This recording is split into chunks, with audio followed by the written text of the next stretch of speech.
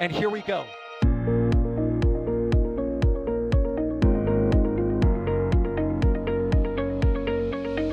have liftoff. Propulsion continues to be nominal. RCPA chamber pressure looks good. Traveling up. Roger, with planet. Water towers fly! Yes! Tango down to nominal. Flight downside SPD off. Bring in SPD off. It's orange! Orange 45! Oh my god! Oh my god! Decollage. Put that in the big bag, 343 unfolds to go. Indeed. We rise together, back to the moon and beyond. This methane would be igniting in the flare, correct? Yikes. You bet. Sure. We don't need any more of these.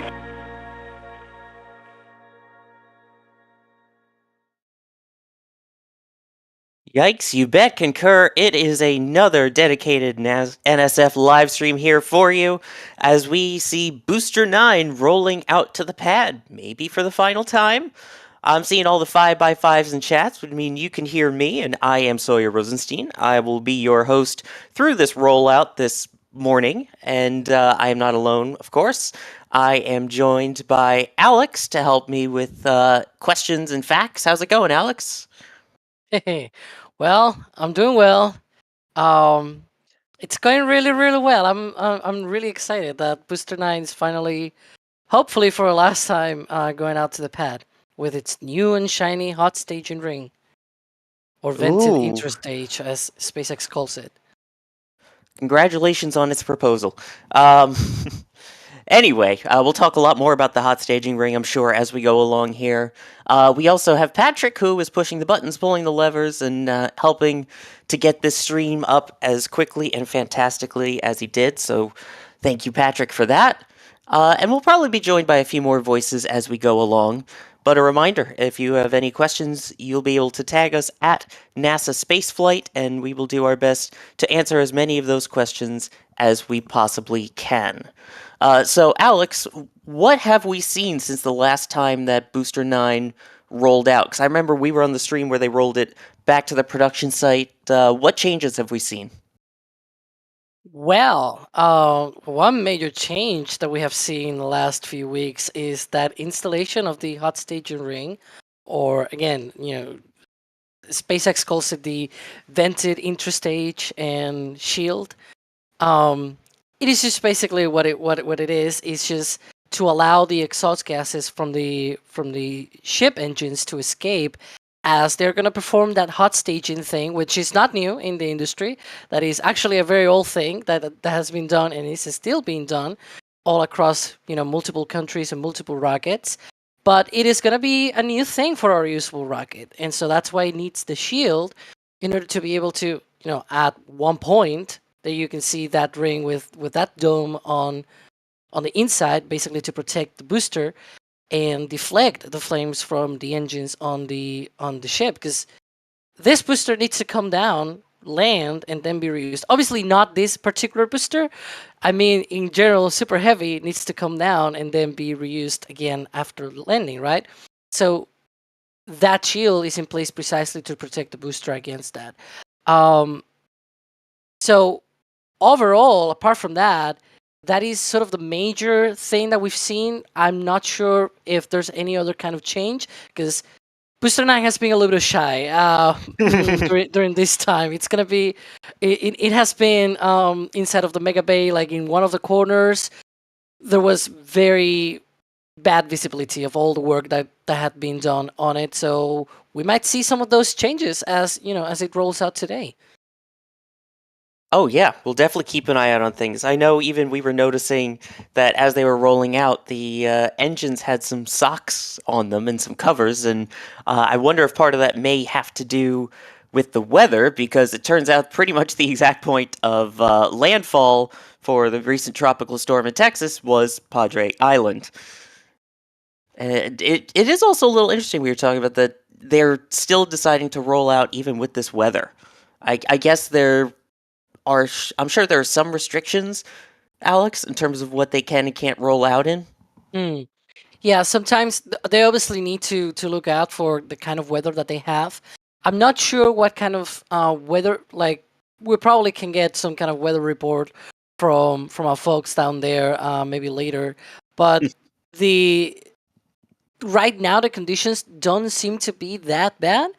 It is very cloudy and it has rained in the past few hours, but generally it doesn't seem to be that bad because Tropical Storm Harold, which is the one that has made landfall in South Texas a few hours ago, that has gone much north than initially predicted. So around Sunday or thereabouts, the forecast was that this tropical storm was going to go right above Starbase.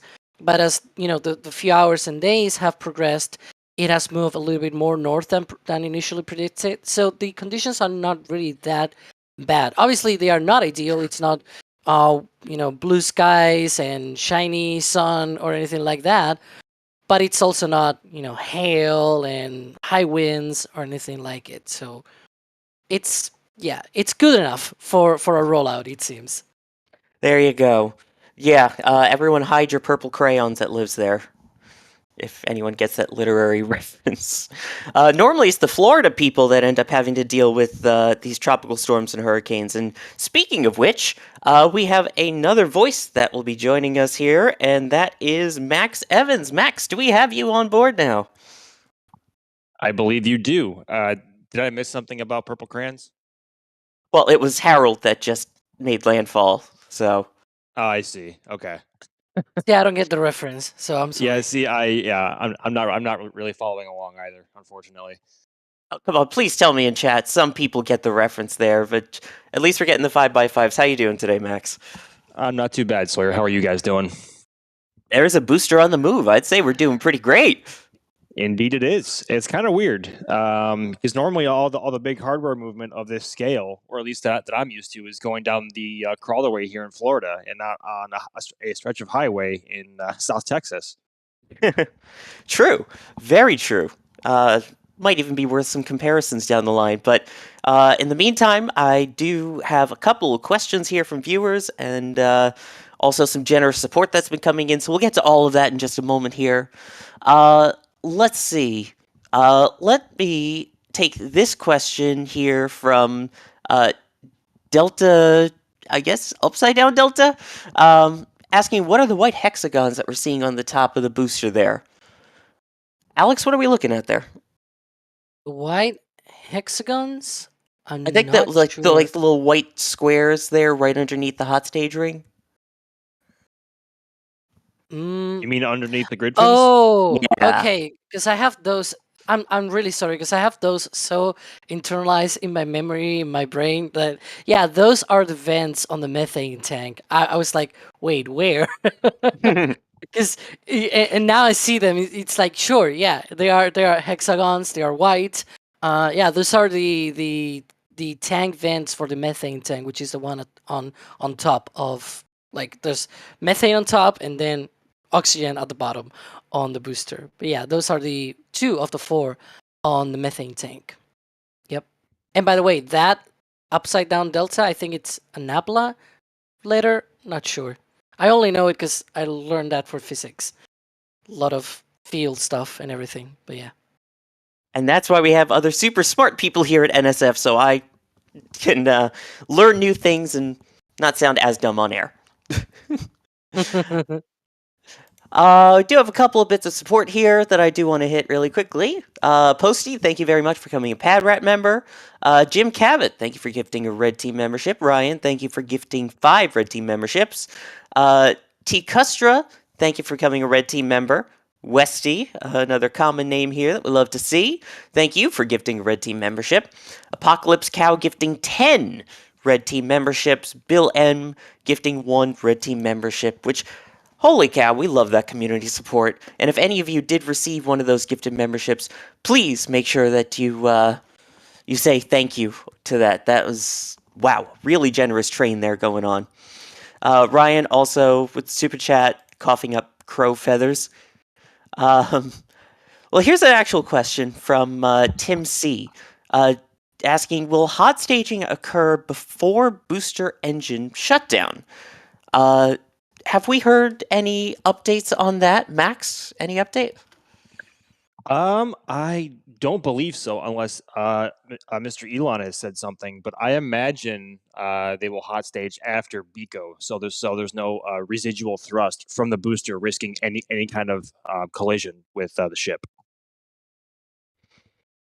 Yeah, because for comparison, I don't think Soyuz does it that way. I feel like it would be right. I'm trying to think of the Soyuz hot staging really quickly.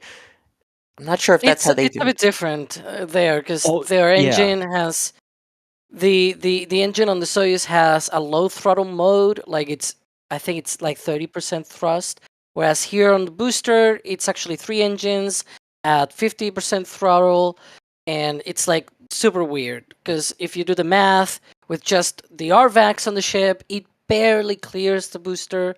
Like the acceleration is just barely above the acceleration of the booster. So right now we don't really know when actually those booster engines are shutting down, if it's like while the ship engines are throwing up or something like that, or like as like after the ship has already separated. It's complicated to know, and frankly it might be either one or the other by 1 second or something. So at the end of the day, yeah, we don't really know. Well, so actually, to go off of the point on the Soyuz. So the Soyuz, when it comes to staging, so they actually opt to fire the third stage engines, the third stage engines while the second stage is still firing, because the third stage does not have any ullage thrusters. So they want to make sure that they fire the third stage engines when there's still some thrust and force pushing down on the tanks to make sure all the propellant is seated at the bottom of the tanks. So Yeah. maybe they will have to do something similar with Starship, because as far as we're aware, there's of course no solid rocket motors or ullage thrusters on ship. So they may have to do something similar there. Yeah, and it's worth. I mean, for the Soyuz again, that thrust though, it's not like full thrust. The engine on the second stage is not at full thrust. It's actually at a partial thrust mode. Which for super heavy, it's gonna be similar. Again, it's gonna be like 3 engines at 50% throttle. So it's not gonna be all engines, or it's not even gonna be like all engines at 50%. It's just gonna be 3, and those 3 Right. are enough to give enough acceleration to the ship to start up the engines. But the question is, are those engines gonna shut down as soon as the ship engines ignite, or like as soon as the separation occurs? Like, we don't really know the timing of all the events, if you know what I mean, right? And so that question is a very intricate one, as you can see, because it's like a long answer that we need to put out, because we don't really know the whole picture here. Many possibilities. With 33 Raptors, they of course have some flexibility in there to work with, though, with timing if they need to. Of course, it seems like. Just really quickly, a question here from Ross. Which engines on Ship 25 will be lit at stage separation? Would it be the RVAX, the Sea Level Raptors, or both? Do we know that? Well, we don't fully know, but there's a good bet that it's probably going to be the RVAX first, because the way that shield is on the hot staging ring, it's like the center Raptors are pretty much like within centimeters of the shield, whereas the way that it is angled, it kind of lets the Raptor vacuums to just push the thrust out through the vents.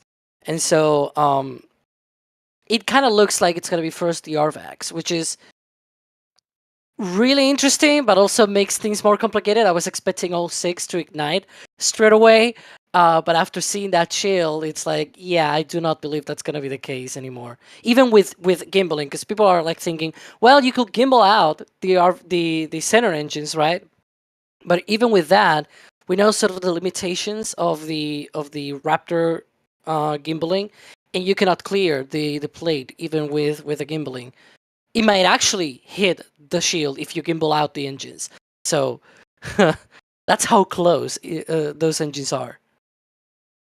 Wow, and yet there were talks about adding more engines in there too. Yeah. Yes. Which Oh is my gosh. interesting because that vent, so that vented interstage, the hot staging ring, the way the vents are located, there are 6 vents. It's very similar to the way of, how they plan to have 6 Raptor vacuums in the future. So it might be future proofed to have those 6 Raptor vacuums in the future. In which case, they might not even need the Raptor centers at that point. There you go. Here's a question from Fishy as we got a really good look there of how far it kind of has to go here. It appears to be moving pretty quickly. Do we know how fast Booster 9 is actually going right now?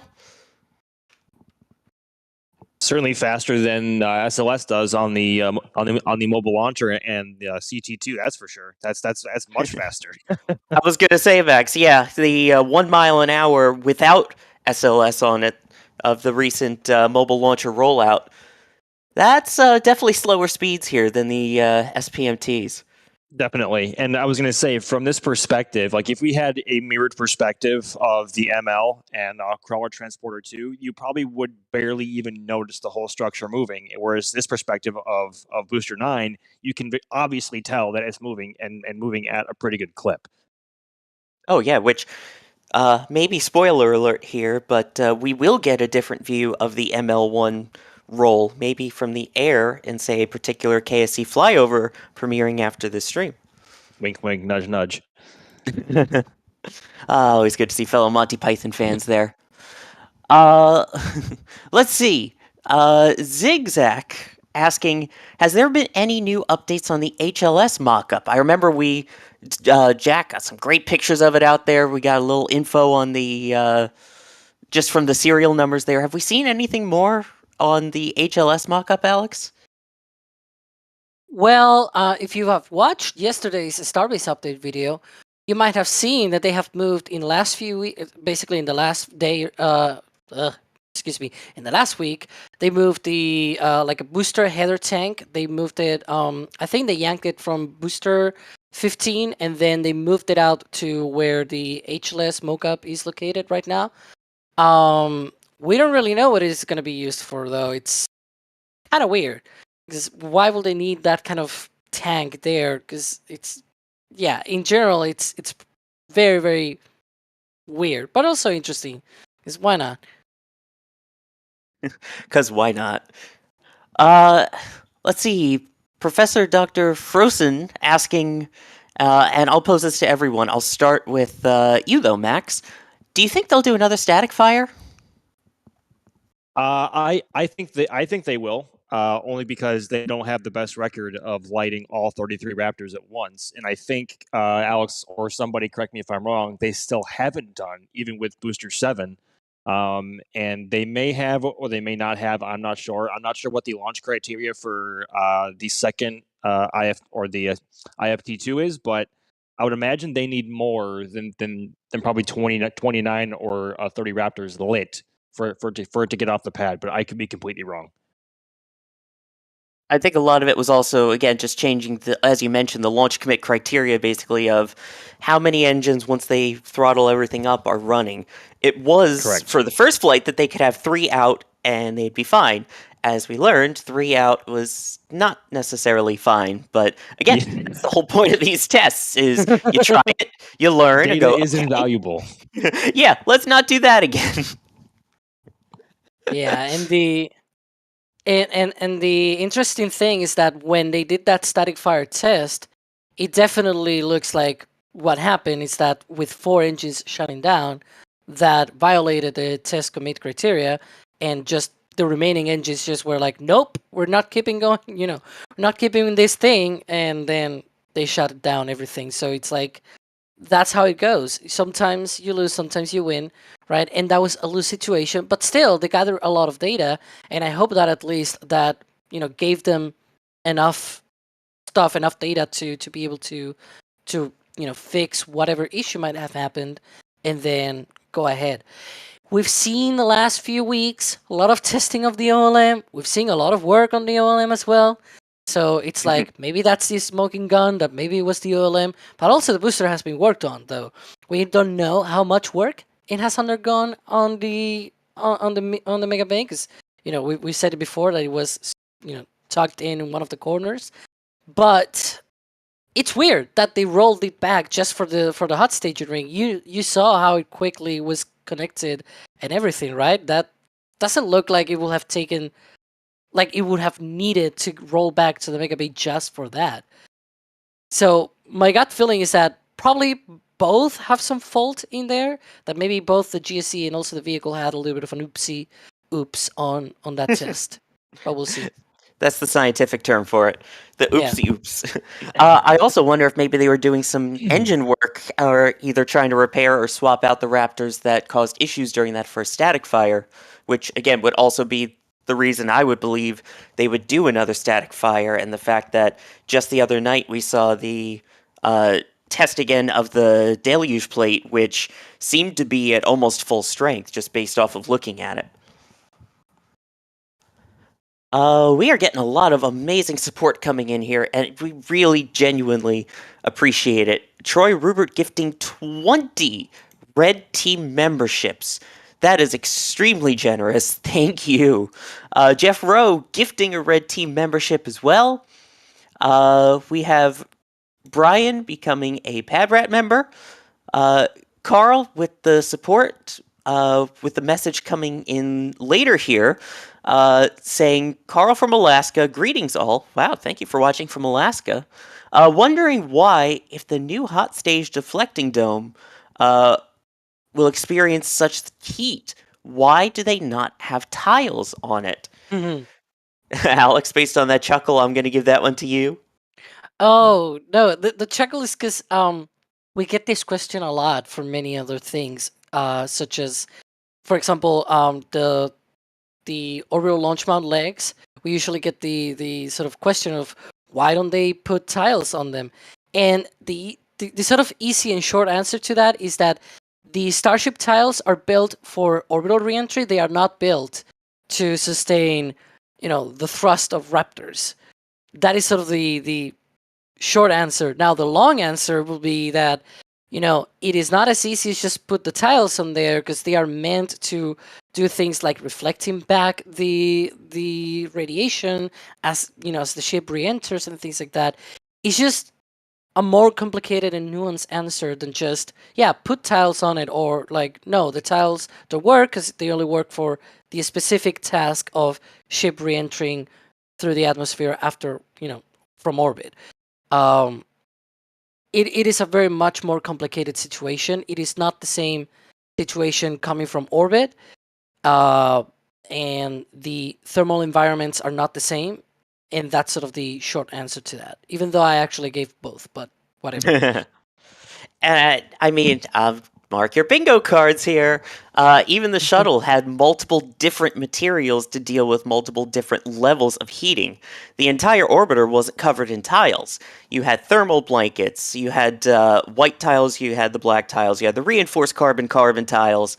You had all these different ones based off of the level of heating. So not all metals need the protective covering, especially if you're talking about 5-10 seconds of engine fire versus the fiery heat of re-entry.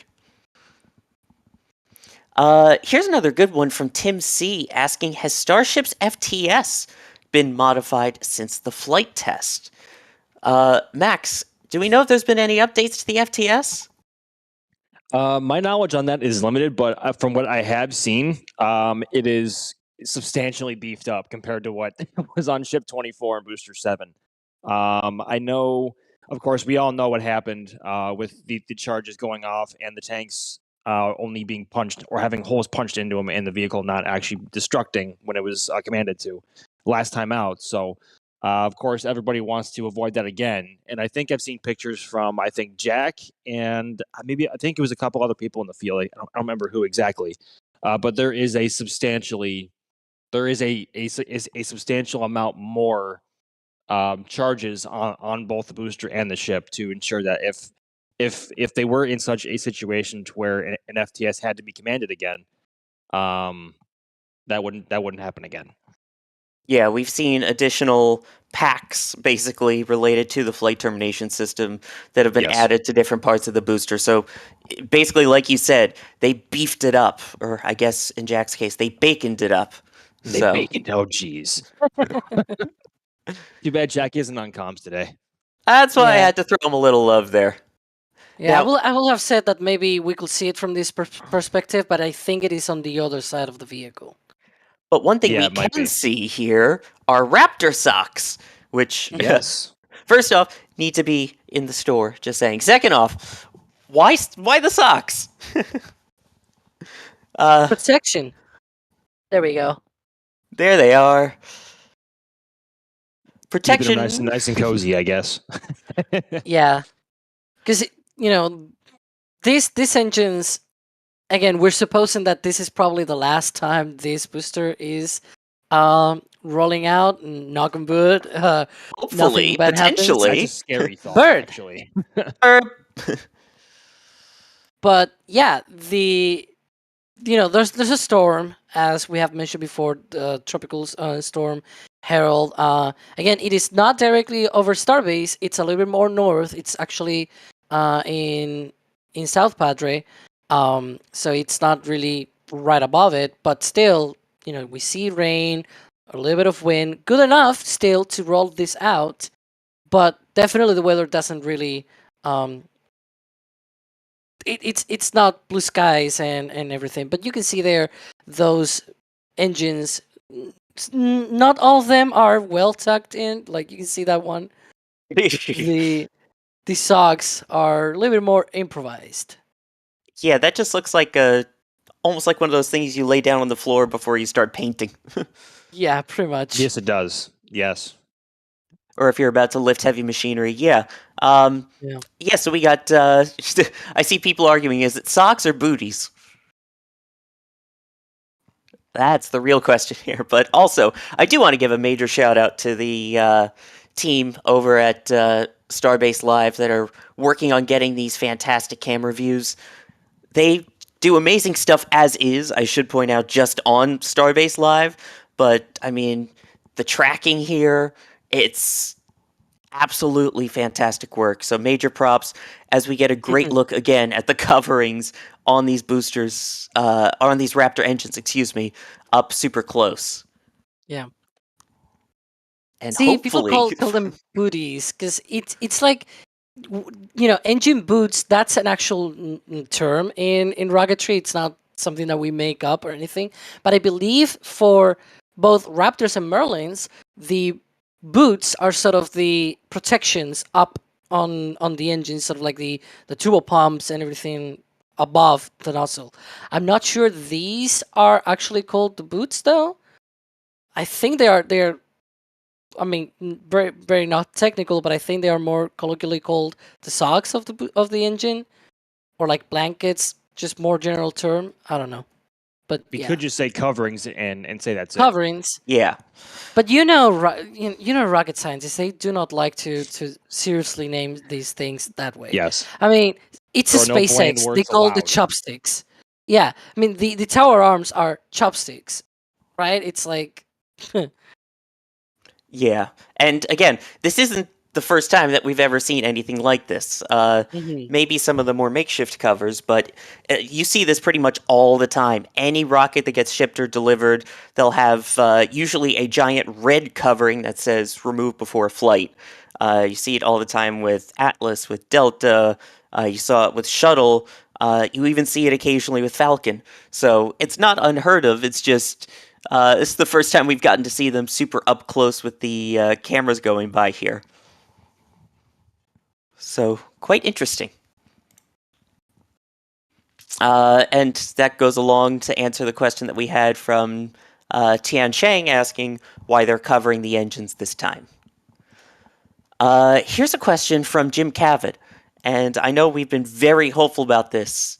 Will this be the last rollout of Booster 9? What do you guys think? We'll go around the horn. Max, I'll start with you, then Alex. Oh boy. Honestly, my gut is telling me yes. For one reason or another, my gut is telling me this will be the last time Booster 9 is rolled to the pad. I had a similar feeling with Booster 7 when that happened back in, I think it was, did Booster 7 roll out for the final time in April, or was that in March? I think it was April. I think it was April as well. Yeah. I So used to know off the top of my head, but it rolled out so many times that yes, it did. Information rolled Yeah. out of your head. Wow. yeah, it rolled out of my head. All right, -1 pun token. I'll take Pun it. token. Yeah. It went inside and then out of my mind. Anyway, as you were saying, so you think yes, this is hopefully the last time. Yes, and considering Booster 9, knock on wood, Booster 9 has rolled out to the pad a significant amount less than Booster 7 ever did. So hopefully that number will keep going down until it's pretty routine. Alex, your Hmm. thoughts? Well, my thoughts is that I do hope it is the last rollout, but you never know. So yeah, knock on wood, it is That the answer last is way too rollout. safe, Alex. Yeah. Oh, Yeah, again, just from personal opinion, because again, we don't know for certain that this is the last rollout, but we are extremely, very, very hopeful. yeah, I want it to be the last one, but man, I don't know these times because you never know after the experience with Booster 7. Yeah, and I don't want to jinx it. I'm hopeful that this is the last time, and again, I think a lot of it depends on the likely expected second static fire of Booster 9, and as long as that goes well, then I think we'll be okay. Here's a question that I think is interesting, because we got to go back to the ring at the top there. We have a question asking from Unicon, is this hot staging ring clipped on or welded on? Alex, do we know what they were doing in the bay there to get it on? Well, we know that it is using the booster pins and connectors. So it is using the same interfaces that it used, that the booster used to use with a ship. And so beyond that, they could still have welded it on, but we don't really know if that actually happened or not. I don't think we actually can know for sure if that actually happened. But yeah, apart from that, the hot staging ring itself has, it's like it also has its own pins for the ship to go on top. So they basically it's like you're replacing the top of the booster with another top ring, and that top ring uses the same interfaces for the bottom, the same as the ship, and then the top of the ring, it's also like the top of the booster. So it's weird in that sense, but it all checks out. Yeah, there we go. Seems to be the case there. And also, another good question here from Flamin' Hot Cheetos. I'll give this one to Max. Did the quick disconnect have to be raised because of that hot staging ring? Yes, it did. Of course, anytime you add a section of the vehicle that will add length, you have to then adjust or modify. You have to modify other hardware, and of course, in this case, it's the GSE, the ground support equipment, and of course, the QD is no exception. I think they had to raise it by about the length or height that the hot staging ring is. I'm not sure how much that is off the top of my head. But it, the QD ring being raised like that, it still looks so funky to me, and I really hope it works as they have designed it to. But yes, they have had to raise it. And that's not the only thing that they is raising at this very moment. If we take a look there at the orbital launch site, you can see that the chopsticks are on the move, and they are going up. I guess that would be a good sign for getting Booster 9 back out onto the orbital launch mount, right? Yeah, you can actually see that QD arm with a modified quick disconnect is also out to leave the chopsticks to go up through the height of them. So one thing that I wanted to sort of, already answer. I'm not sure if we actually have it on the panel. You could probably tell, but there's a lot of questions lately of like, what's the new height of the booster? What's the new height of the full stack? Does it even fit on the launch mat? Because obviously, there's a point where you cannot lift the chopsticks further up. This is only just one ring, so this only adds 6 feet, which is not a lot when you consider that the whole rocket is several times that. 6 feet is about 1.8 meters tall, and the whole rocket used to be in the previous configuration 119 meters. Now it will be closer to 121 meters. So it's not a huge change. Yeah, that's, again, when you think about it, it's about the height of a person, 6 feet, that we're just adding onto there, or at least that's what I put on my dating profile. Here's some more support from Tea Garden with a question here as well, saying, "Howdy, NSF. Could one of the ring structures being assembled be the launch mount ring for the KSC pad? Maybe building it at Starbase to make sure they get the mods in real time to save time and hardware." Do you think we'd see them building that and shipping it over to the Cape? Maybe Max, over towards you?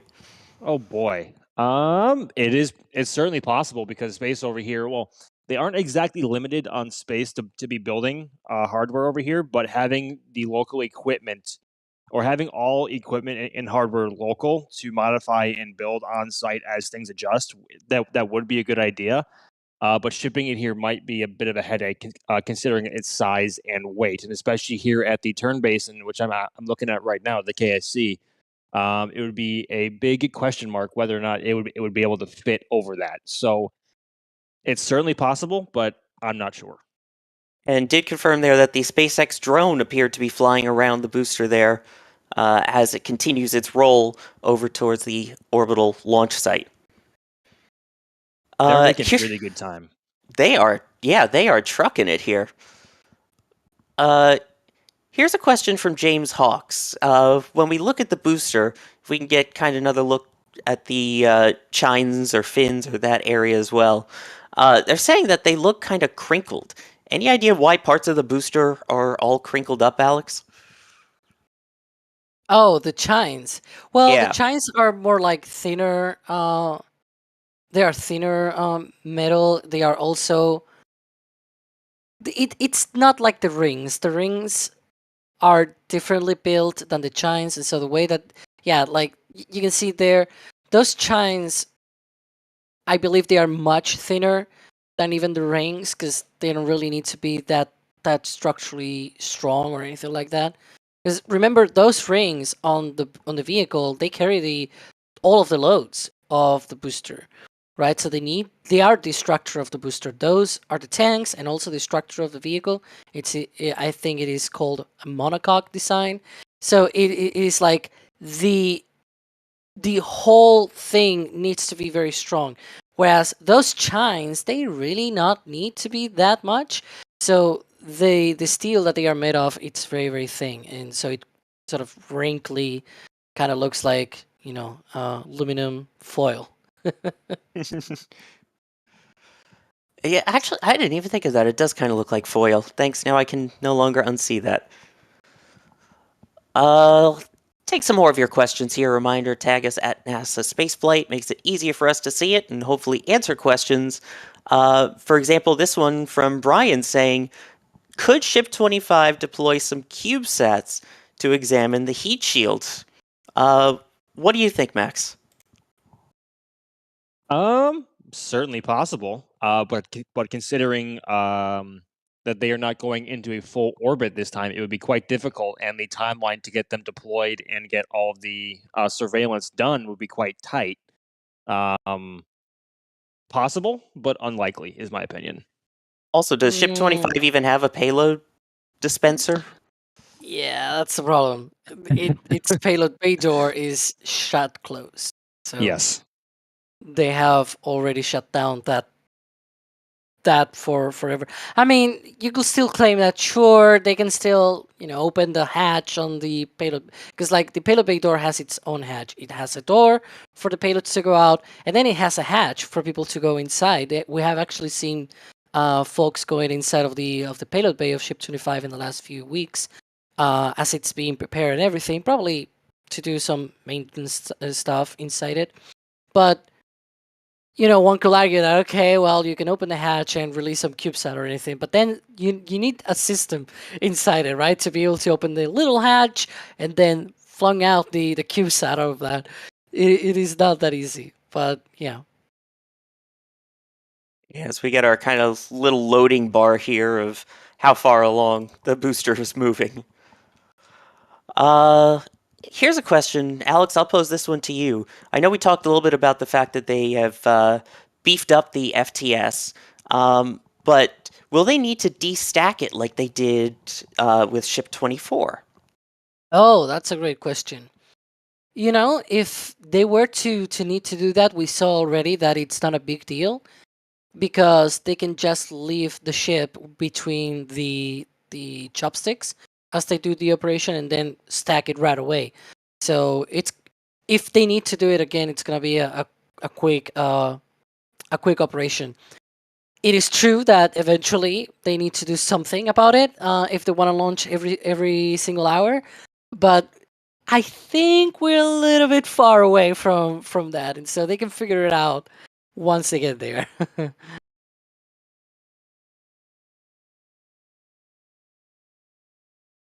Okay. Yeah, so right now we're seeing this kind of progress view here, which is really interesting with all the clouds and everything. It looks quite eerie there today, doesn't it? I'm not used to seeing weather like that in Boca. Yeah. Okay, ooh, boy, hold up, because we have right now, Whoa! I'm trying to pull it up here. I'm on the panel.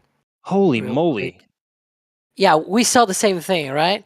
We did. I think we did. Yes, It sir. is a 100 super chat from Russell Snodgrass, because he's a regular here in the channel. I recognize that name from miles away, and really, really, really thankful for this kind of support, because that's basically what it makes this possible. And so it says, do you think the vent slots of the hot stage ring will affect the aerodynamics and control of the grid fins very much?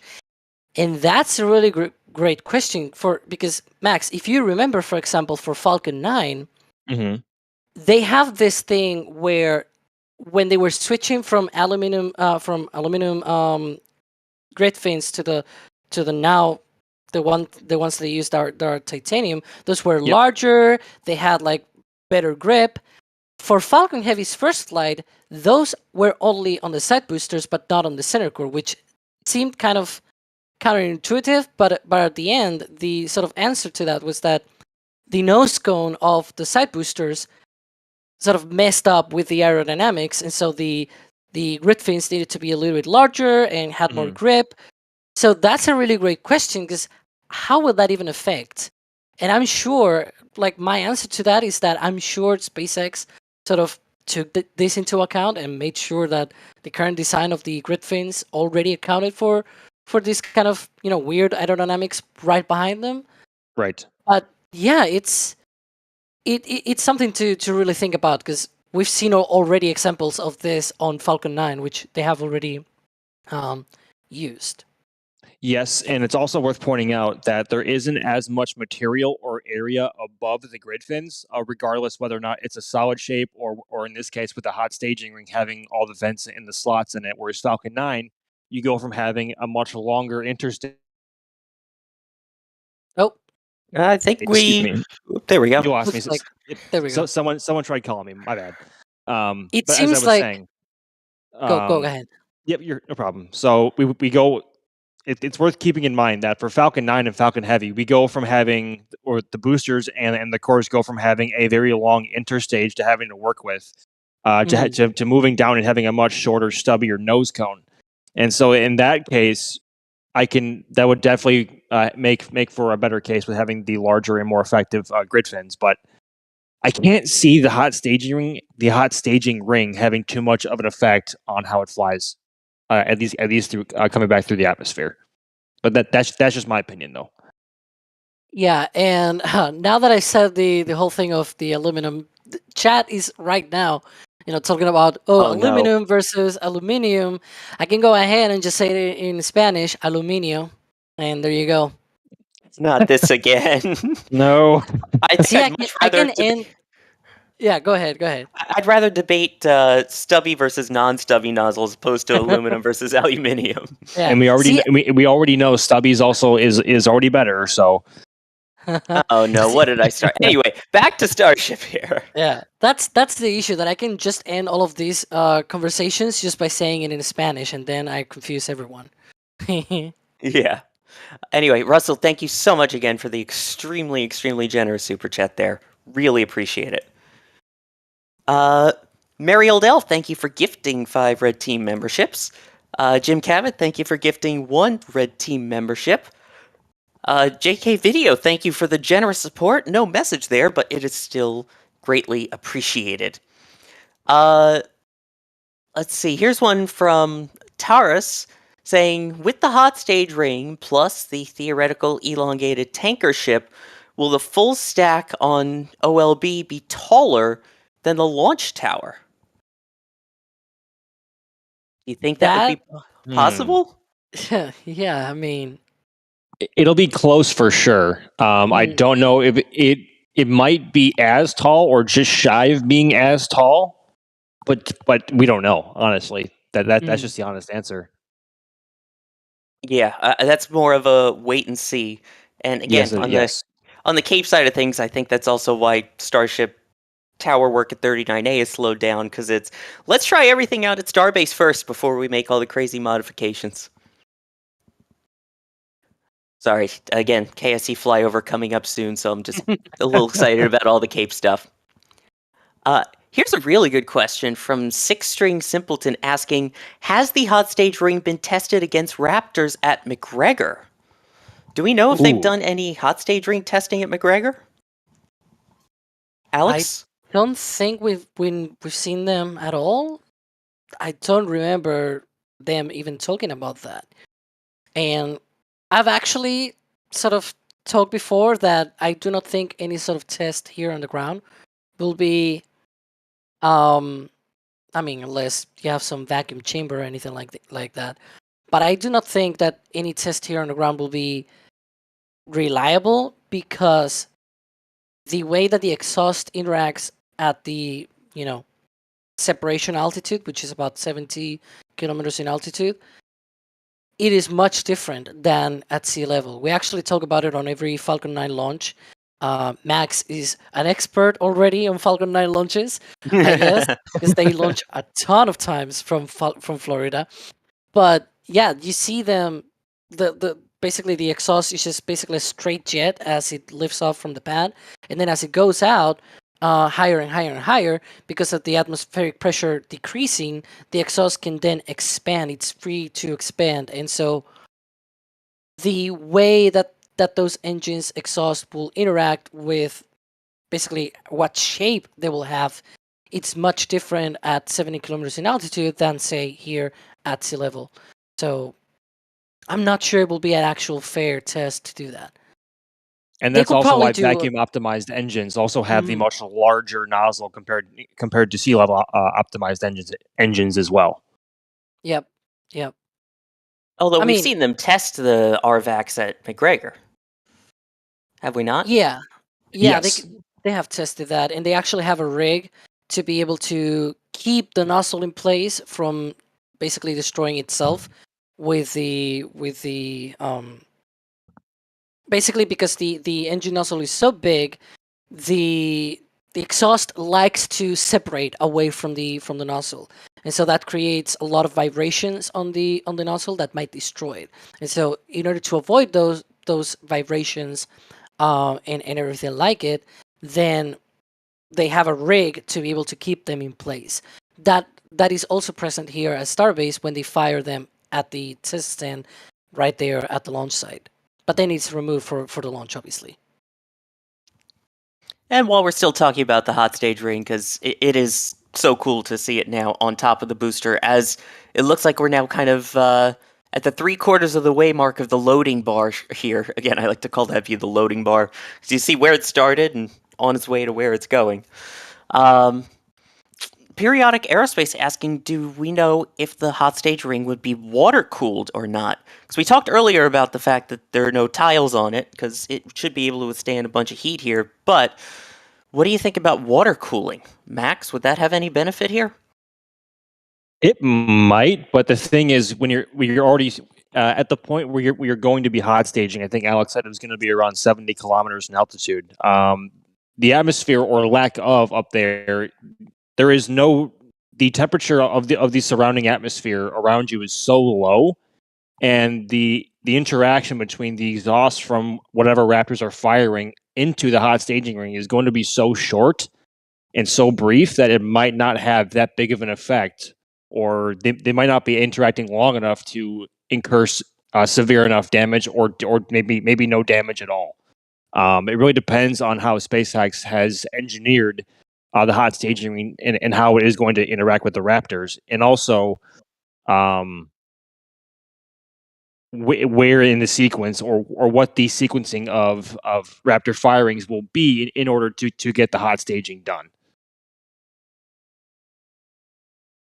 Yeah, I don't see that happening, but again, the biggest thing will also just be to see how it performs on this second integrated flight test here in general. It's considering it's the first time they're using this hot staging ring. I'm sure that for IFT3, there will be some design changes to that.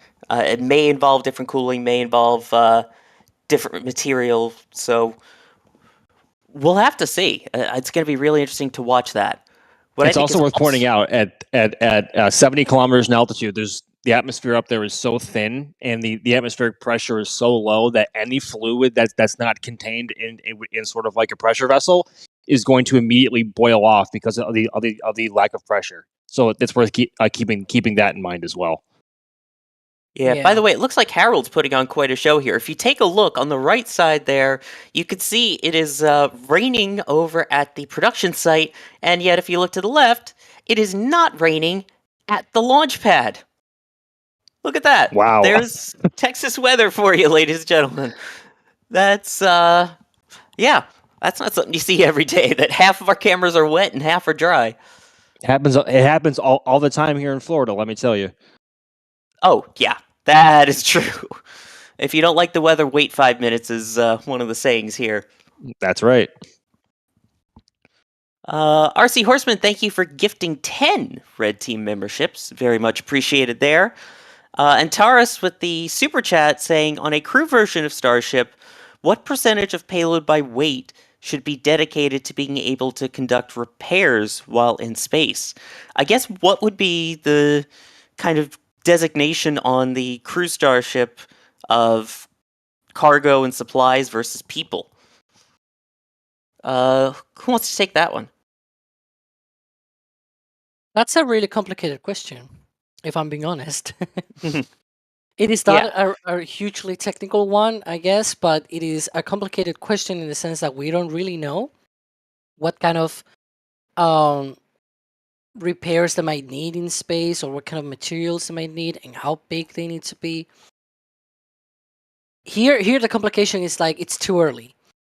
That's probably the point here, that it's probably too early to tell. It's like in elections, right? When they're like, it's too early to tell whether it's one or the other. And similar kind of answer here.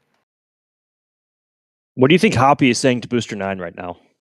Papers. Nice hat. You're carrying a new piece of hardware. I need your papers. And I need to see that it is not contraband. I have a feeling Jack is already cringing somewhere, as he is not a fan of when people call it Hoppy. Oh, I forgot about that. That's right. Excuse me. It's still Hoppy, though. It's Hoppy. Well, Jack Kevin is in not the back channel is like Jack is screaming. Yeah, he prefers just the official name of Hopper. But yeah, and again, another thing to keep in mind is that a lot of what's on board a spacecraft that's meant for crew is meant to keep the meat bags alive. If you think about the space shuttle as, it's obviously got the really large payload bay for cargo and things like that. But underneath all of that and inside everything else, you've got all of the life support systems, you've got the radiators, you've got the CO2 scrubbers. again, all the things that you need to keep the people alive. So it'll be an interesting distribution, especially if we see down the line, like they originally proposed, a starship that can carry 100 people. And honestly, even for the HLS ones, to be able to carry all of the equipment and things for the lunar surface will be interesting. King Snazzy asking, is the booster going to do a boost back burn into the ocean, or will it try and land, or just no burn at all? Max, do we know yet what the plan is for that? Correct me if I'm wrong, but I think on the flight plan for the first integrated flight test, a boost back, assuming they got that far, of course, which they didn't. Spoiler alert. I think a plan was in place to do a boost back and bring the booster at least some distance closer back to shore, but of course not all the way back to the launch site or close enough for it to put anybody in the water or on shore in danger. I believe that's the case. Maybe, or I could be completely wrong. I'm not sure. Alex, any info? Yeah, the original sort of, in case of everything nominal timeline, called for Booster 7 to go back to do a boost back burn, but not go all the way back to the launch site, and rather be, I think it was 30 kilometers downrange. I think I think so. Yeah. So it was gonna feature a boost back burn, but obviously the only burn that it had was the one from the FTS. Yeah, pretty much. And from the engines and from many things at the same time. And while we're kind of talking about that boost back, if they do go ahead with it and if they make it that far, Jackster Max asking, I know it's hard to estimate, but do you think the mass added by the hot stage ring will make a significant impact on maneuverability of the booster during re-entry and landing? I mean, you've got all the vents now up there. Do you think that's going to change the aerodynamics dramatically? Max, what do you think? I think we went over a similar topic to this not too long ago, but I think to give it a somewhat short answer, no, I don't think so. There isn't compared to how the booster was before it got the hot staging ring, there wasn't a whole lot of mass or just material in the airstream behind the grid fins. So I don't think it'll have that large of an effect. All right. Here's a question from Donnie Parker. And it's a pretty short question, but a big question. Lift tonight? Question mark? Alex, what do you think? Well, so far it looks like everything is in place for a lift. Now we have a lot of experience here with lifts, right? Where we think it's gonna happen soon, but it doesn't happen soon, and it's actually several hours after. Yeah, so my prediction is that we're probably going to see a lift tonight or late afternoon, somewhere around sunset. That's my thinking. The very earliest is what I think. Because right now, look at that. They have the chopsticks out. They are already open. The QD arm is already swung out.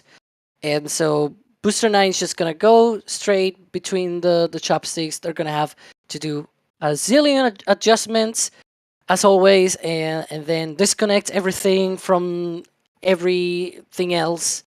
And once that happens, then we'll see if they do the lift. But yeah, it's a long process. we saw the last time it was a really long process. Yes, it was. As someone that was commentating on that, tell me about it. Yeah, 9-hour live stream. Don't you enjoy those? Oh, that was. I mean, at least the company was great, both on air and in chat. So, props to that. But yeah, let's try and not do that again. Okay. Let's see. Taking more of your questions here. This is a good one. Soren asking, do you think SpaceX can hold to the August 31st launch date, as we are currently at August 22nd here? The $1 million question. What are your thoughts then on a launch date? We'll go around the horn and make some predictions that I know are going to get us in trouble in chat. Oh boy. I don't think August is going to happen. That's what my gut is telling me, and they would be really, really pushing timelines if that were to happen. I mean, we still, of course, have to go through. This is we assume that they have to go through a full and successful static fire of Booster 9 again, and then they may or may not do a wet dress rehearsal, and of course they have other checkouts as well. And assuming things go well, they're still pushing timelines to make that date. So. Selfishly, I'm kind of hoping for mid-September. Alex, what are your thoughts? And I'll give mine. Well, I think this is going to be one of those long answers, I guess. But one thing I would like to say is that we saw that document, the local notice to mariners, go out and say, like, yeah, look, August 31st is going to be this event and whatnot. The problem is that happened 6 days ago. And 6 days in SpaceX time, it is a long time ago. That date has changed, most likely, like 100% certain that it has already changed by now. The issue that I see is that a lot of people are still thinking that it is probably still August 31st. I do not think even SpaceX is targeting August 31st anymore. And it is much more likely that they have already targeted something into September. We don't know fully yet when into September, but my gut feeling, as Max says, is that it is probably closer to the second week of September. When I do think it's going to launch, I actually think it's going to be by late September. All right, time to throw my 2 cents here into the ring. I think a lot of it is also going to depend on if they end up doing that extra static fire, what they see from it. Because we'll have the static fire, then we'll hopefully get the stacking, we'll get a wet dress rehearsal, and then, as long as everything goes well with all of those, then we can finally move into the launch procedures. So if I had to guess, I would say probably 3rd or 4th week of September. Hopefully it would be even sooner than that, but my I guess, I don't want to say realistic-ish view, but slightly more pessimistic view, I guess I'll say, would be 3rd or 4th week of September. Yeah. Here's a question from Wright. We were talking earlier about the whole needing to have the that they would launch if they had 30 engines running, and they did, and obviously we saw what happened. Do you think now they will only launch IFT2 if all 33 engines light? Again, these are more the speculation questions, but wonder what your thoughts are on that. Alex, we'll start with you. Well, I was thinking they were gonna change their minds for this second launch. But given the experience that we just saw with the static fire and everything, and especially some of the comments during that stream from SpaceX, like the information that they gave out and everything, it kind of looks like from an engine perspective, everything is pretty much the same. Like the functionality, obviously, we know that it has shields, the TVC is different, it has a bunch of upgrades to remedy leaks and whatnot. It has purge vents and more like a huge amount of changes that we might cover in an upcoming video. But yeah, I'm working on it. Working on a ton of videos right now. So the whole thing is that it seems like, at least from an engine functionality perspective of how they're going to work and how the commit criteria is going to all work out, it looks like it's just going to be a repeat of that. So probably if up to 3 engines shut down, it's okay. More than 3 engines, it's not okay. That's what it looks like. Yeah, I think they've definitely learned their lesson from last time. That's for sure. Yeah. I know I mentioned the wet dress rehearsal that would be coming up once everything gets lifted and stacked. Martin asking, why do a wet dress rehearsal if they don't do it for Falcon 9? I am just going to preface this question before I throw it to Max by saying, There was a static fire that was successfully completed this morning on the Falcon 9 that will be carrying the Crew 7 mission currently scheduled for August 25th. So, why wet dress rehearsal, Max? That is a good point, Slayer. Thank you for pointing that out. So basically, with a wet dress rehearsal, you are going through a full verification of all the hardware you have on hand, that everything is functioning as you intended in a potential flight scenario without the intention of flying. So with Falcon 9, of course, they've flown it hundreds of times by now, and especially with the Block 5 variant, they know what data is good. They know what the vehicle should and should not be doing. But that is why they still go through a full fueling and static fire of brand new Falcon 9s to verify that all the hardware they have on hand is okay and ready to go. Because at that point, most of it is untested as one together unit. And so with Starship, with everything still being experimental and very much heavily in the prototype stage, a wedge res rehearsal or really any chance to gather data is probably very much appreciated by all teams involved. Yeah, and a few things that I should say here, as Max mentioned.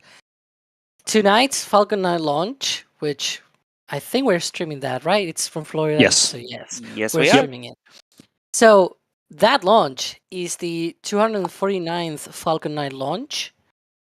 So you can imagine how much data they have been able to gather over those 249 flights. It is a lot of data, and right now the only sort of flights that they do a static fire test is only on those where it's like super critical to make sure that the rocket works. And Yes. so you mentioned, for example, that they do static fires with new boosters. Even that is not true anymore, because they have had boosters that are new flying for the first That's a good flight point. Yes. and not have a static fire test. They only do they have only done that on Crew 7 because it's a crew mission, right? It's like a big deal kind of mission. So they need that data to ensure that everything works well, that everything is, you're flying humans. You want to make Right. sure 100% that everything works. But if it's a cargo dragon, for example, they do not do that. They omit the static fire, and we've seen at least 2 boosters debuted on Starlink missions, which was a weird thing, but it happened, and Yes. they did not do a static fire test for those. So yeah, we Well, haven't actually, even also- seen. Yep. I Sorry, go ahead. was gonna say that the last Falcon Heavy flight, it was the 7th flight of Falcon Heavy, and yet it didn't do a static fire test for that 7th flight. And yet So- it's grubbed on the first attempt, but anyway. Yes. Sure, But- okay, and it's whatever. also worth pointing out that what's the second booster? So there's which 2 boosters have flown 15 times or 16 now? It's 1058 and 1060. Yep. 1060. So when they tried the first time they tried flying booster 1060 for a 16th time, or if you remember, they had to call hold because they saw something that they didn't like in the engine section of the Falcon. And so I believe they actually had to static fire that booster to make sure all did. Am I correct in saying that they had to static fire it? Yeah, they actually static fired it before the Yep. second attempt. And that was on a booster that had previously flown 15 times. So that was a very good point to bring up, Alex. Yeah, and then the other point, I know this is a long answer, but you know me already.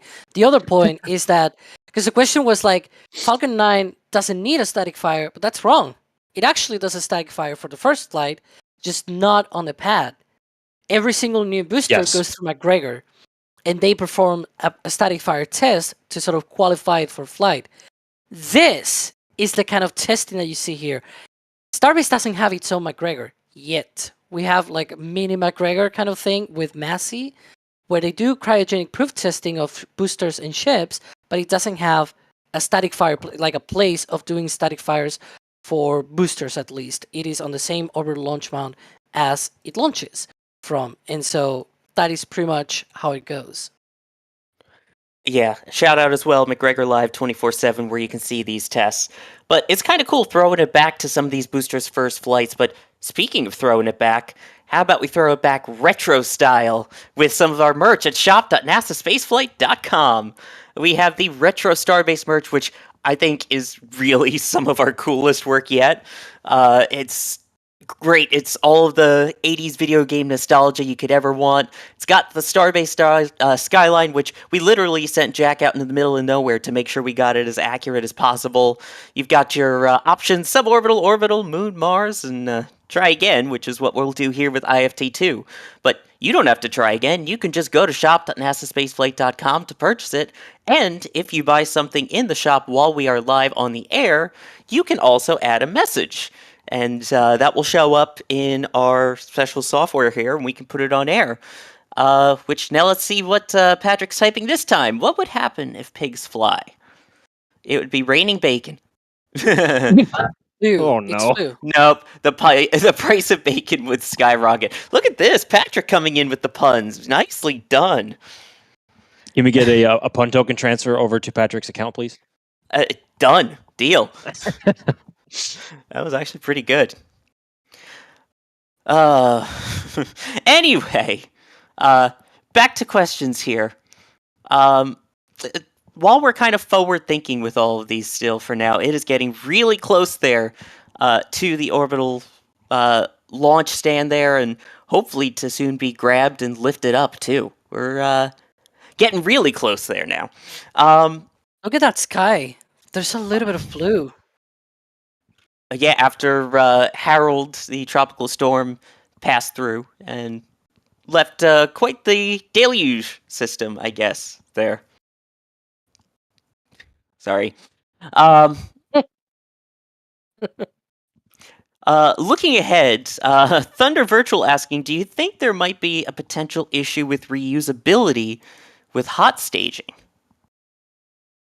Max, what do you think? Because, I mean, it's clipped on, though, right? Is it potentially that could easily be swapped out, or?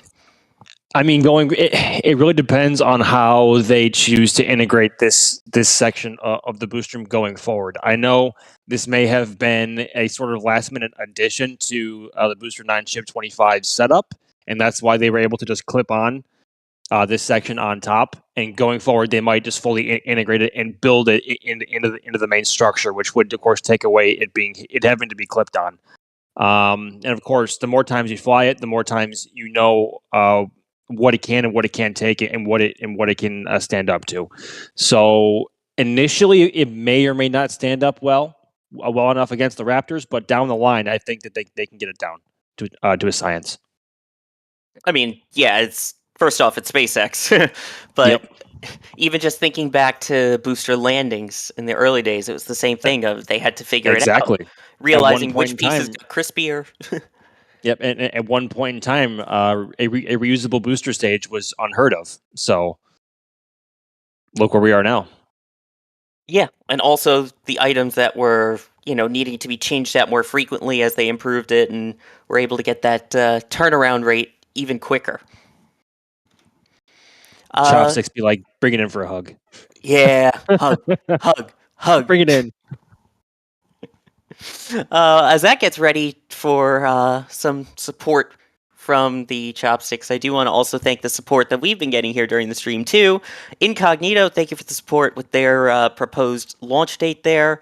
Robbie Bradley asking, any idea on why the engine bells have the covers this time? Could it be because of what happened last lift and rollback delay? And awesome stream, y'all, which thank you for that. Any idea why we saw those little booties, you think, on the bottom? Well, we touched on this, right? Might be related with the weather, and also the fact that we're sort of hoping that this is the last time that they roll these engines out, so they might be a little bit more delicate with them this time around. I don't really know, to be honest. I mean, it's always good to keep FOD out of your engine bells, right? And of course, they probably have additional covers in front of the injector plates as well to make sure no critters or salt air gets in there and corrodes anything. But anytime you're near Sand. or sand, exactly. But anytime you're near the ocean or Gulf or just salt water in general, the atmosphere and the air around there is very salty and very corrosive. So it's best to protect whatever you can whenever you have the chance. So it's better safe than sorry. Yeah, I mean, if you look at certain parts of Starbase already, you can see some of the metal that's out there that has just rusted away in a matter of 3-4 years. And we see how fast the legs on the orbital launch mount rust after a static firing once that paint is worn off of it, right? Oh yeah, for sure. And then also, by the way, Coco, thank you for gifting a Red Team membership. Very much appreciate it. It is getting really close to parking into those chopsticks here.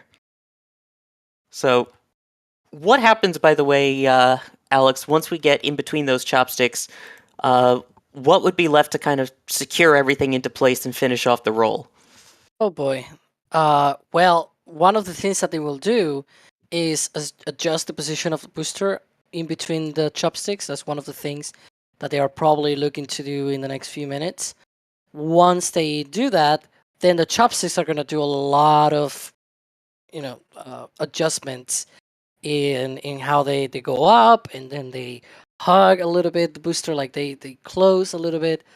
They're gonna be doing a bunch of adjustments on the aft end of the booster. Meanwhile, on the stand, you're gonna see a lot of people around it preparing it for basically removing it from the stand. They have these hoses that are sort of connected to a pressure system that keeps the booster pressurized for the transport. So they need to remove all of that. They also have a bunch of other stuff to check out and everything. Looks like they made me moving it again because I saw I saw it moving into the chopsticks right now. So it's moving very, very, moving very ahead. slowly. It's just crawling in at this point. Which I'm guessing is to help line it up with everything so that once they're ready to grab it and lift it, the pins are all lined up and everything already.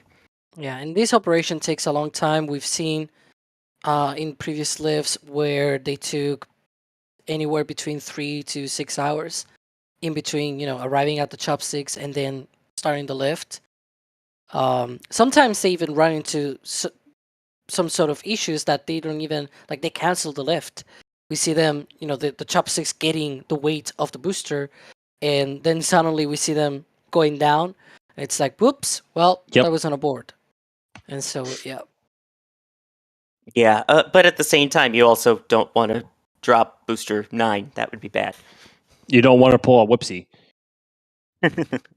Pull a whoopsie. Like, ladies and gentlemen, learning all the official terms here at NASASpaceflight and NSF.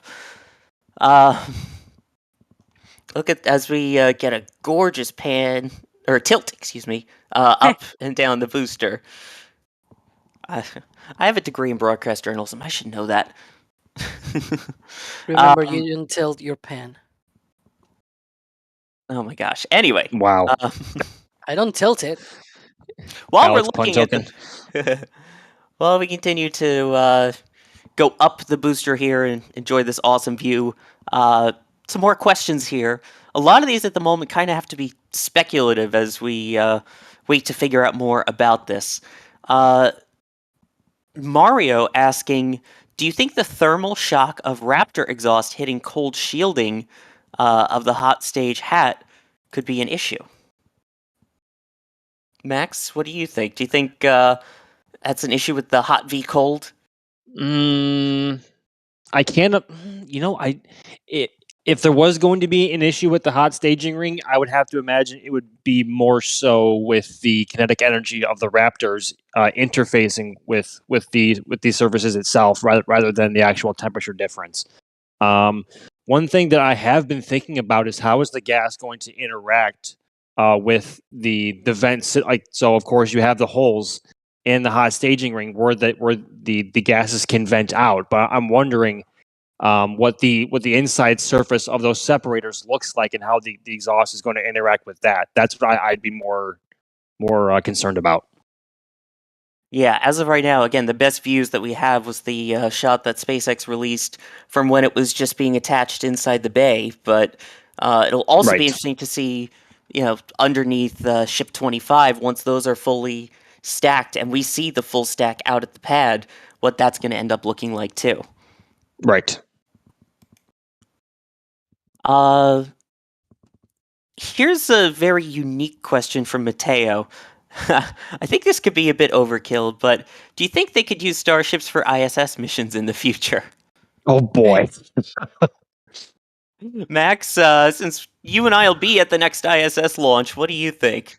Yes, we will be. I imagine if they design, well, you know what, Starship would be if you can engineer a way to open the nose cone in a way that is not that doesn't interfere with anything on the inside. You could probably launch entire modules up, like and not just for the ISS, for any space station you want to build, hypothetically.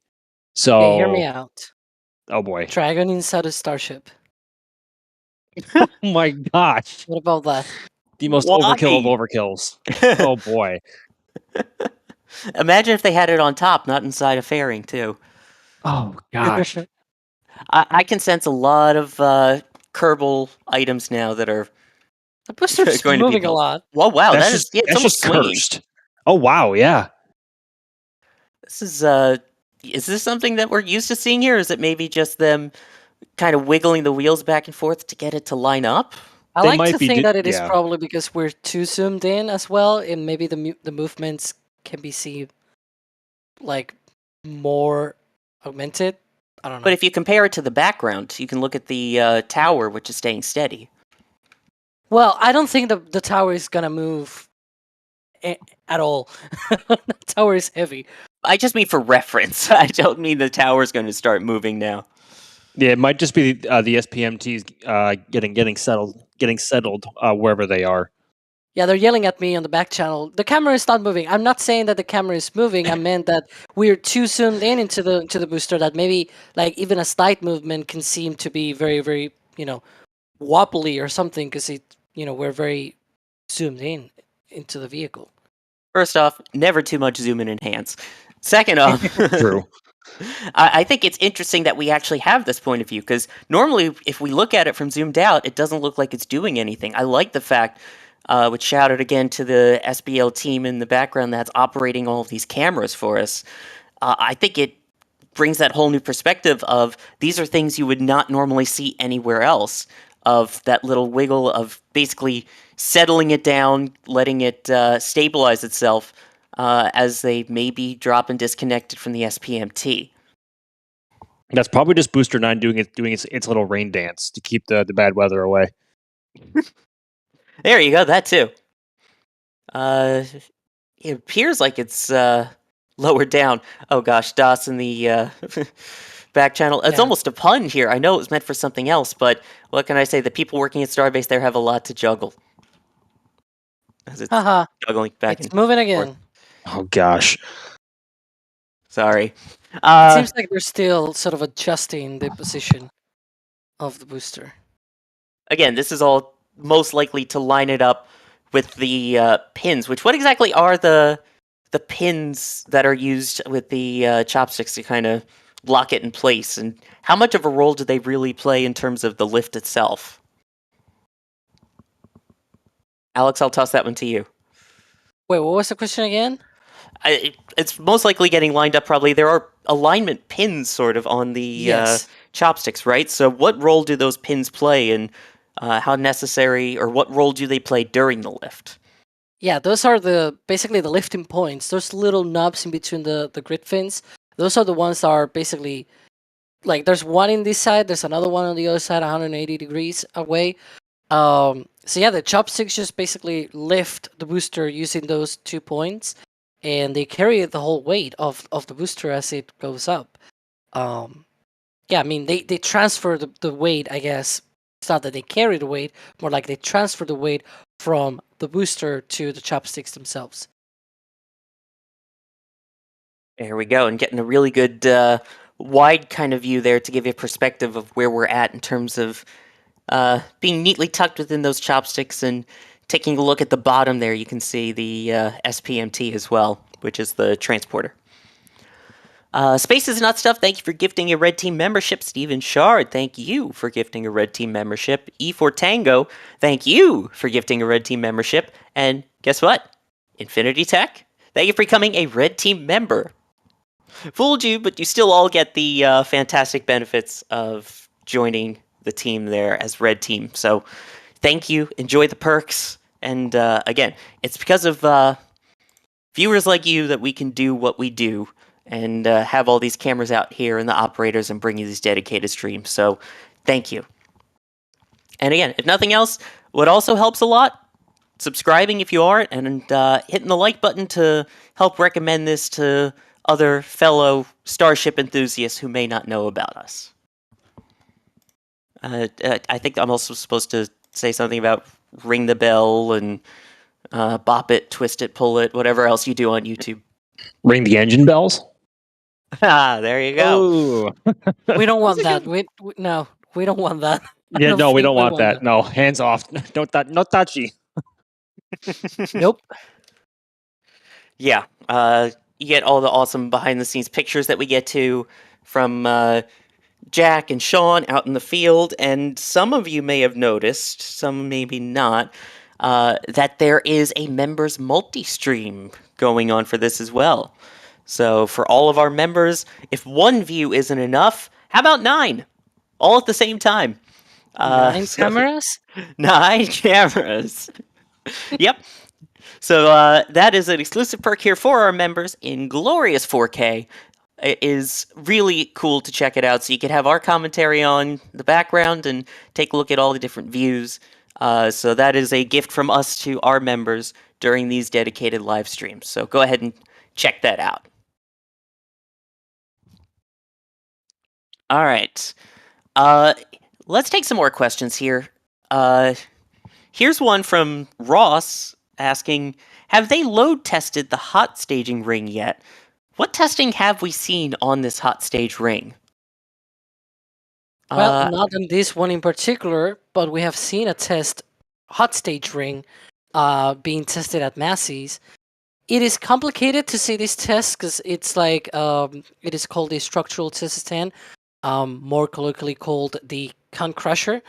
It's basically just a cab with a lot of ropes that are on pistons, and then the pistons push down on the cab, and that cab applies sort of like with those pistons pushing on the cab. It applies different loads in different locations and torsions and things like that. So they are able to test those loads on the hot staging ring and whatever other test vehicle they test there. So it is very complicated because those ropes are basically pulled down very, very slowly and very, like, yeah, it's a very subtle thing that they have to do there. And so at the end of the day, the only way that you can really notice anything is if you are actually paying attention and making a lot of time lapses and things like that. We had a shout out, I think it was like a week or so ago, or maybe a week and a half, from the Tank Watchers, which sort of captured, they were like, hey, NASASpaceflight, you have this on your footage that they have tested the test article. And so there's like a slight movement of those ropes on the structural stand, and it's like, yeah, it's really, really very, very subtle. Apart from that test, we haven't seen any other kind of indication of other tests, but probably they have had more tests like that. And I think it was yesterday or overnight, they have removed already that cab, so they are not doing more testing. And now Max might tell you no cab for real. Oh, stop it. Or I think actually the correct terminology there is frong. Yeah, and I have to credit my good friend Brandon Wynn for coining that for me. If you know, you know. So you mean that's who I have to yell at for making that a thing now? No, you should thank him for that. Anyway, for those who know, I'm sorry. For those who don't know, trust me, it's for the better. Here's a question from Sean McCallum. This is a interesting idea. Max, we'll see what you think on this one. Could hot staging be used as a launch escape option during some portions of flight? What are your thoughts on that? I would during first stage flight, I would imagine so, but without having a standalone redundant Flight. Oh goodness. I think I would have to say yes, but there are many other question marks with that, because if those raptors have problems, how do you go about escaping any kind of anomaly? And that's one of the biggest. What that has been one of the biggest red flags to many people of Starship thus far, is that it doesn't have a standalone launch escape system. So I guess hypothetically speaking, it could, but I imagine many people will have a lot of questions about that. Oh, I'm sure. And again, especially as we get closer to the HLS portion, but it does add that extra layer of, hey, we can get the engines throttled up early and release if the conditions are right, knowing now that they have the hot staging ring. So it's very interesting that now becomes a potential option. Again, not saying they're Right. doing it, it's just a potential option.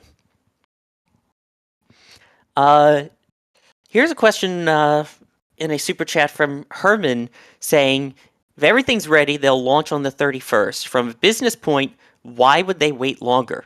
So, I mean, I think from a business point, they don't want to wait any longer, but I think it comes down to the readiness of the vehicle. I know you say everything is ready, but what testing are we still expecting here, Alex?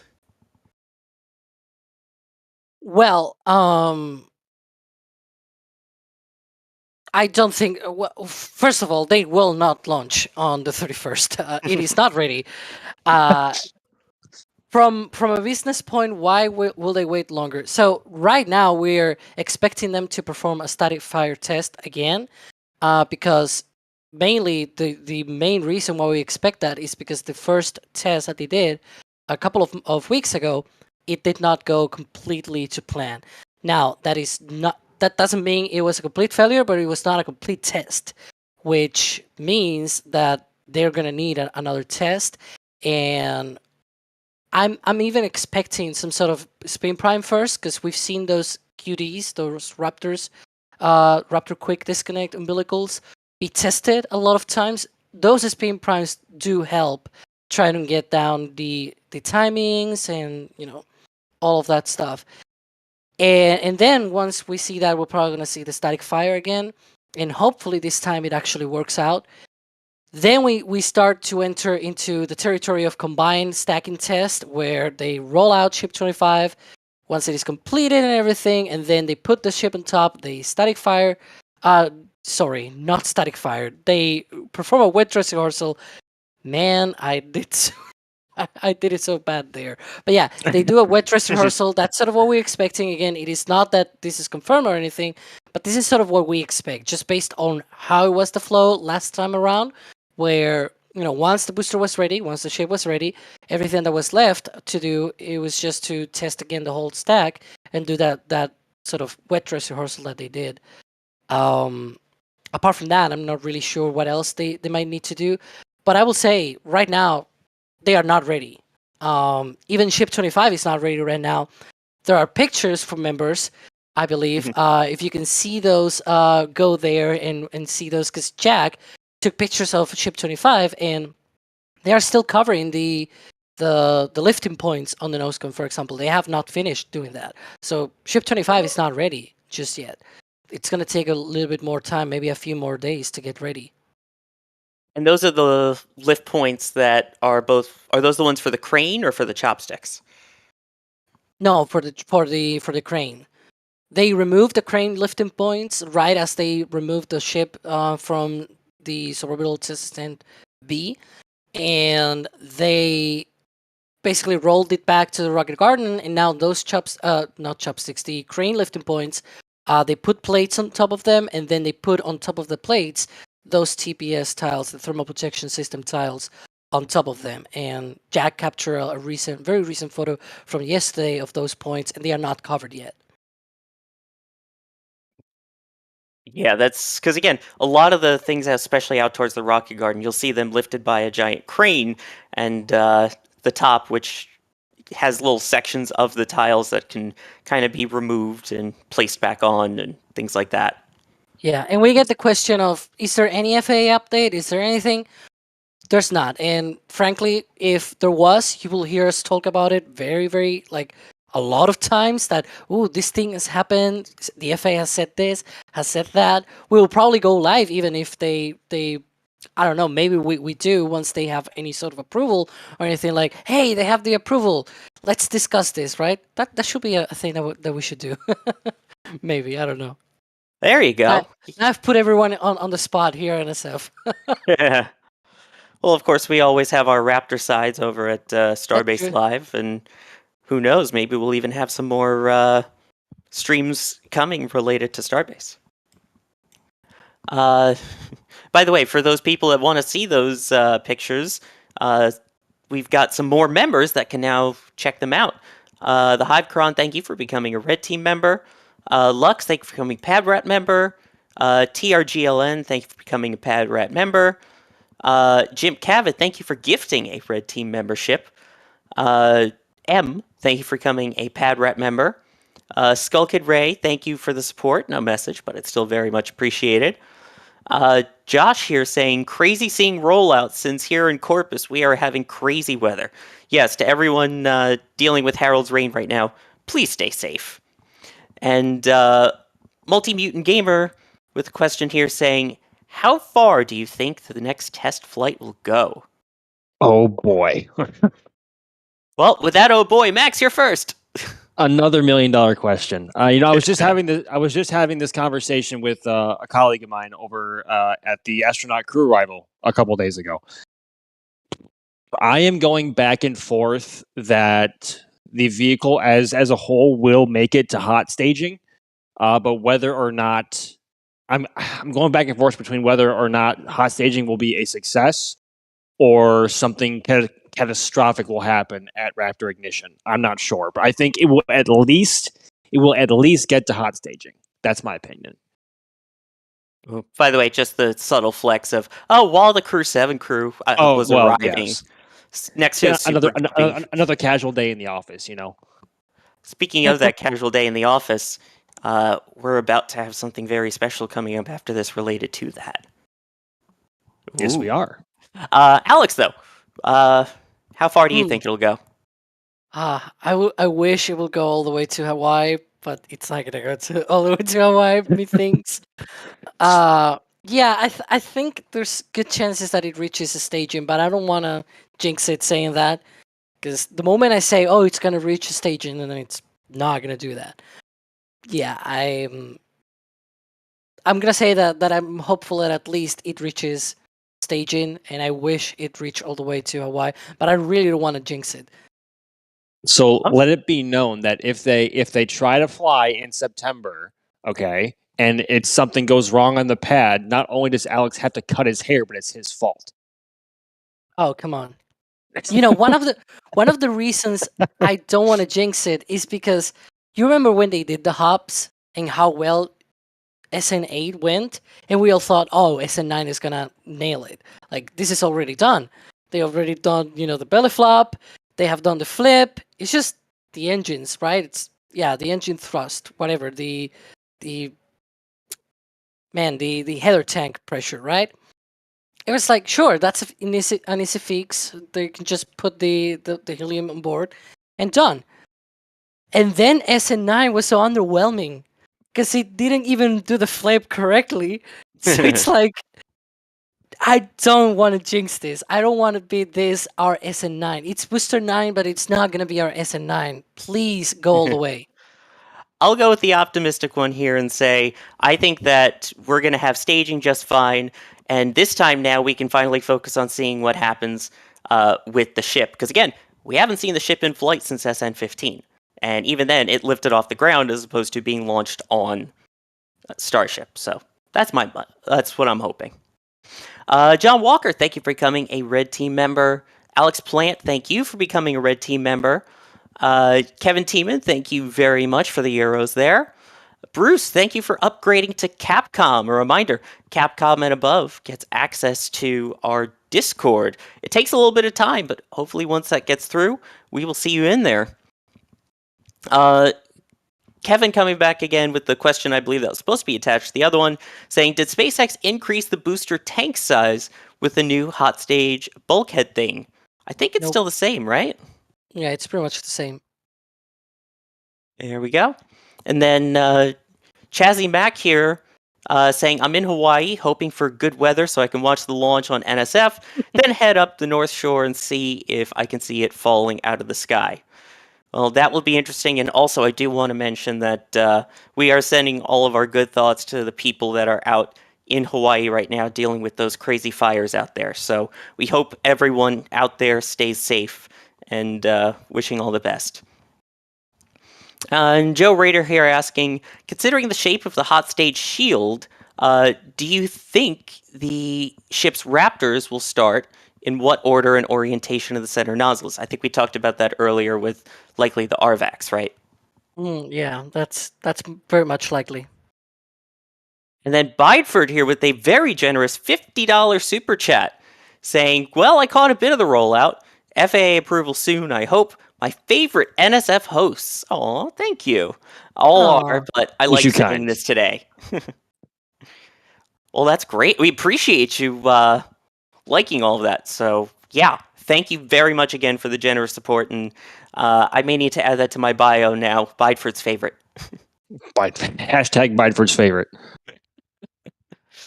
Oh, there we go. Yeah. But this is very interesting to see that rollout. I gotta say, this never gets old.